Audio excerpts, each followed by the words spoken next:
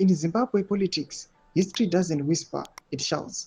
The same maneuvers, the same ambitions, the same tragic miscalculations. We have seen this play before, and the curtain is rising once again. Back in the twilight of his rule, Robert Mugabe tried desperately to sideline Emmerson Mnangagwa, his long-term ally, in favor of a more controllable successor, Dr. Sidney Sekeramai.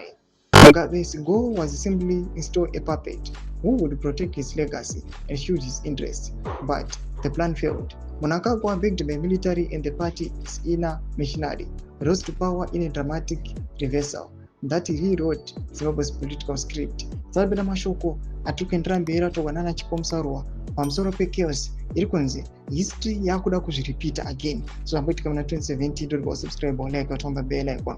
Saruro anoenderambira achiti fast forward to today and President Mnangagwa is reading from the same worn out chorus book. This time the target is Vice President Nkosazana Chiwenga. The strategy: isolate him, undermine him, and ultimately replace him with clown KUTYA, a man whose name is synonymous with corruption, state capture, and elite plunder. But here is the truth, like it or not. Chiwenga is the next ZANU-PF First Secretary and the President of the Republic of Zimbabwe.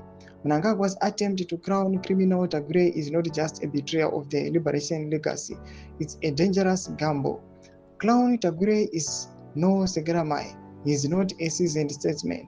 He is a businessman with a deep ties to shadowy deals and sanctioned networks.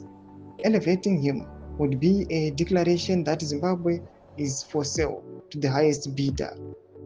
Just as Mugabe failed to suppress Mnangagwa, Mnangagwa failed to suppress General Chiwenga. The vice president is no stranger to power dynamics. He is a military tactician, a political survivor, and a man who understands the pulse of Zimbabwe, of ZANU-PF better than most.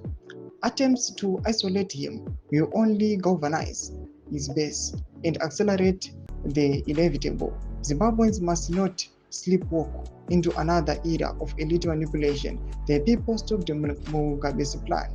We can stop Mnangagwa's plan.